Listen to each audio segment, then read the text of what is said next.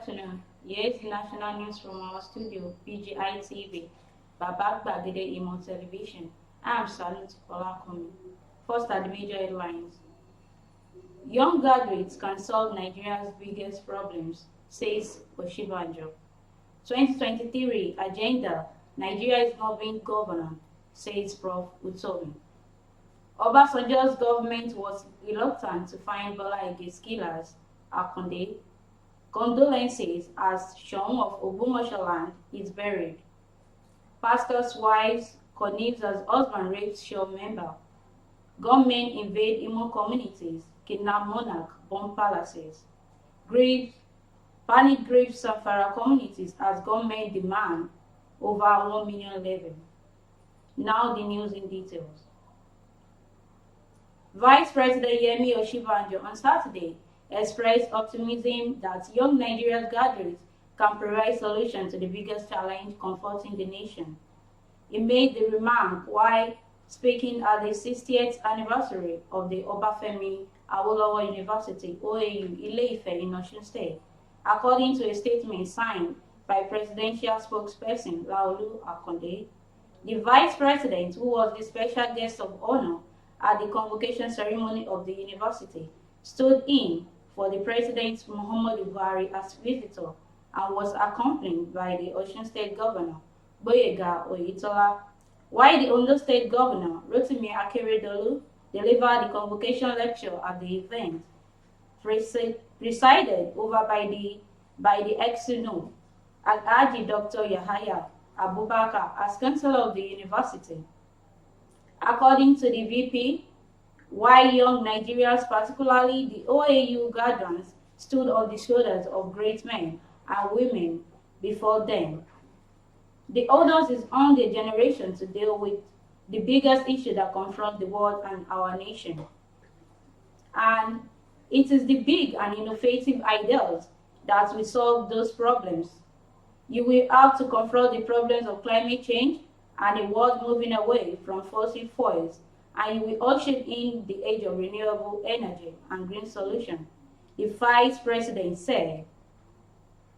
And the second news here, a professor of political economy and management expert, Pat Utomi, says Nigeria at the moment is not being governed.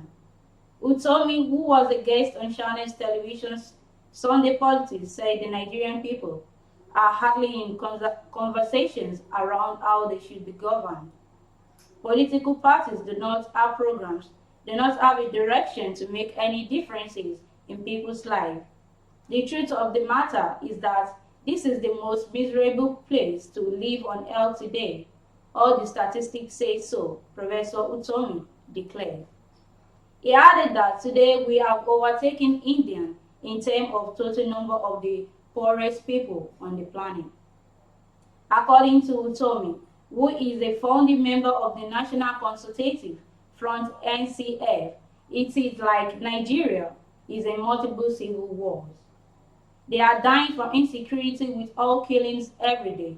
More people are killed in Nigeria every day in most of the major civil wars of the world. Today, we are dying more from malaria than any other people in the world, he relayed out.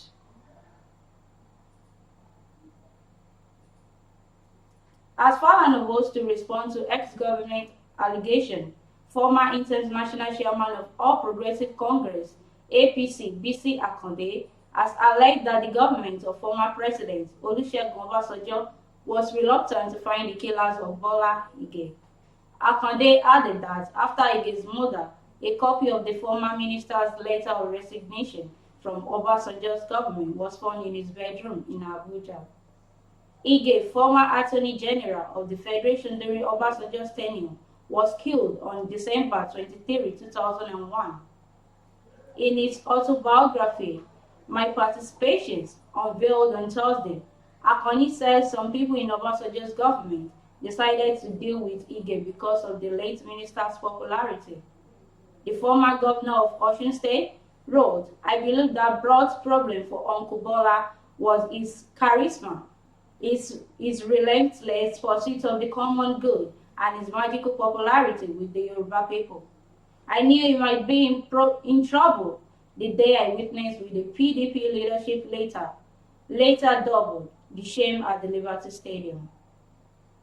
I believe it was after outing that some elements close to the president met and decided to deal with Bola Ige. The next time Obasanjo would enter that stadium was to participate in the burial ceremonies of Ige. There was enough evidence that the government of former President Obasanjo was reluctant to find the killers of Bola Ige. Platform Times reports that the pastor and wife were arrested on Friday following a complaint lodged by the victim at the Adaton Divisional Headquarters. The Police Public Relations Officer, DSP Abimbola Oyeyemi, in a statement explained that the Shell member claimed the pastor's wife instructed her to meet the pastor in their room to run an errand. Oyeyemi explained that the victim said the pastor's wife locked the door from outside, consequence upon which the pastor overpowered her and forcefully had sex with her. The police spokesperson further said she explained further that the pastor's wife later came in after her husband had satisfied himself and met her crying, and she told her to stop crying as she is now a woman. She then warned her never to tell anybody or else she would die. Upon the report, the DPO at Daton Division, SP Salahuddin Abiodun, quickly detailed his detective to the scene, where the randy pastor and his wife were promptly apprehended. On interrogation, the couple confessed that the crime was planned the day before it. They also pleaded for forgiveness from the victim. Condolences. President Muhammadu Buhari commiserated with the family of the highly revered traditional ruler who was laid to rest in Ogbomoso yesterday, according to Islamic rites. The president, in a statement issued by the spokesman Femi Adesina, condoled with the government out and people of Oyo State, and especially the indigenous of Ogbomoso land, on the demise of the frontline traditional ruler. President Buhari said his reign of 48 years reinforced the town as an accommodating land of peace and a bastion of history and tradition. The president prayed that Almighty Allah would peace repose his soul. Former President Olusegun Obasanjo, while paying glowing tributes to the late monarch, described him as a patriot and custodian of cultural and traditional values who gave his best on the throne of his forefathers. The former president, in a condolences message released by his special assistant on media, Kehinde Akinyemi, said his close friend lived a life of not only serve, but also of peace among his fellows Obas and within his community, without allowing himself to be swayed from what was right and correct for a traditional ruler by politicians. Former Vice President Atiku Abubakar, in a statement by his media office on Sunday, said the late Shoun was a colorful monarch whose reign impacted positively on Ogbomoso land in many remarkable ways. Gunmen invade more communities, kidnap monarch, burn palaces. Gunmen yesterday morning wreaked havoc on communities in Imo State by kidnapping two traditional rulers and burnt their palaces and vehicles during the operations. The affected traditional rulers were Akod, Indikwe of Amaku Ube, and Paul Ogugu of Iyet Ube, both in Okwe local council of the state. The government also kidnapped the youth leader of Umulolo Okubwe, whose name had not been ascertained as of press time. Apart from kidnapping the traditional rulers and the youth leader, the government also invaded the country home of a community leader in Umulolo Ikwe, Fabian Ungoze, and vandalized his house. Sources said that the operation lasted for 1 hour, from 12 midnight to 1 a.m. on Sunday. And the last news for the national news. The panic gripped Zamfara communities as government demanded over 1 million level. The banditry in Zamfara state has taken a more dangerous dimension as bandits have demanded over 1 million as levels from different communities in Some, Kaura, Namoda, and Benin Magaji local government areas of the state. Communities affected by this include Benin, Tisaba, Gabakin Mesa, Gabakin Damariki, Turawa, Aswaka, and Yambuke. Residents of these communities are said to now be at the mercy of the bandits who have virtually set up their own government in the affected areas. A resident of one of the communities who preferred anonymity said the people of Askawa had paid 5 million naira for 18 abducted persons and to also prevent further attacks to their community.